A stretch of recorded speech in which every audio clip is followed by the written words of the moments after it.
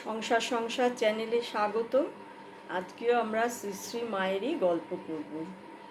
শ্রী শ্রী মা তো নহবতে বাস করছেন, ঠাকুরকে সেবা যত্ন করা, ভোগ, তারপরে সব ভক্তদের দেখাশুনো মা নহবতে বাস করছেন। আগেই গল্প করেছি। নহবতের ওই ছোট্ট ঘরের মধ্যে মা থাকতেন। ঠাকুর তো ওইটুকু দূরত্বে বাস করতেন, কিন্তু তাও মায়ের সঙ্গে কিন্তু ঠাকুরের সবসময় যে দেখা সাক্ষাৎ হতো তা না, অনেক দিন পর পর হয়তো মাঝে মধ্যে দেখা সাক্ষাৎ হতো, কারণ ভক্তরা থাকতেন তো। মা তো কারোর সামনে বের হতেন না। মা ঠাকুরকে খাবার দাবার যা কিছু সব ভক্তরাই নিয়ে যেয়ে করে দিত।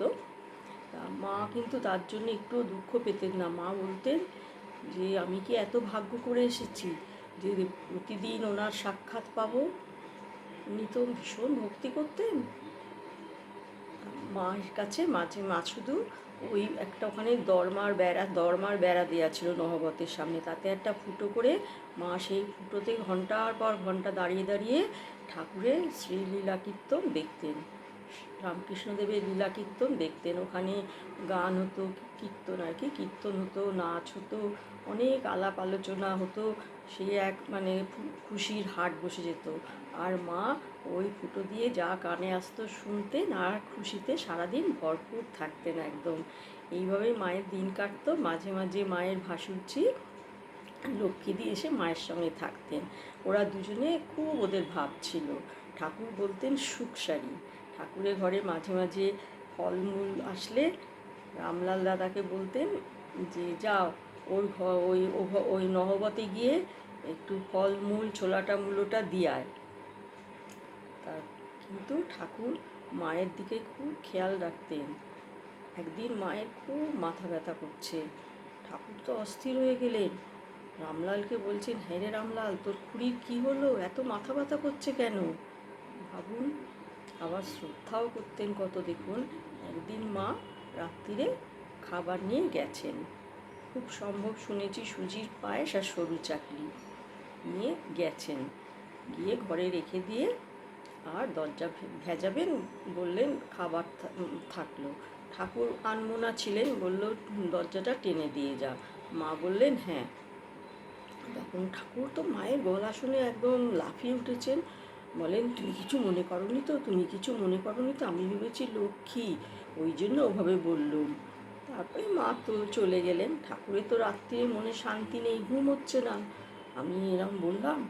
আবার গেছেন নহবতে সকালে, গিয়ে বললেন যে তুমি কিছু মনে করনি তো, তুমি কিছু মনে করনি তো?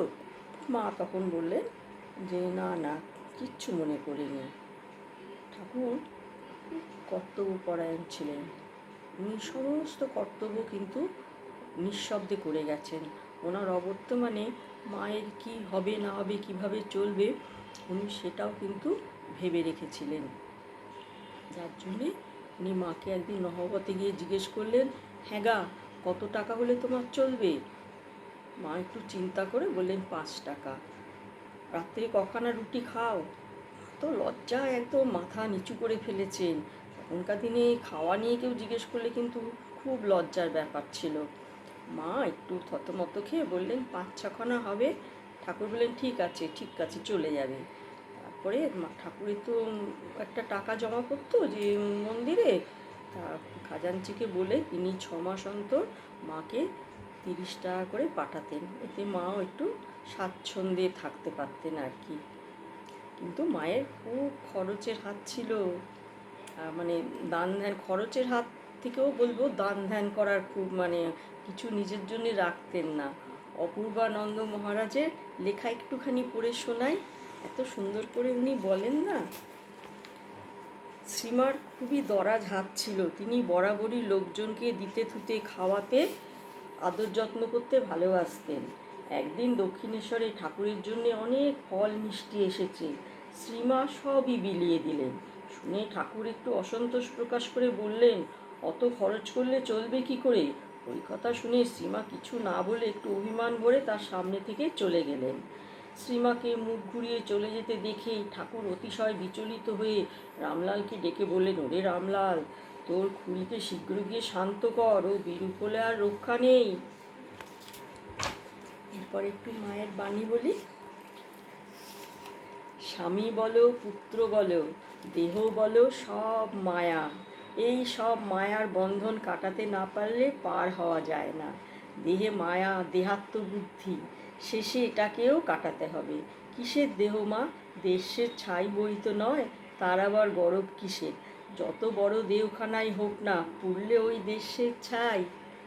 আজ এই পর্যন্ত। নমস্কার।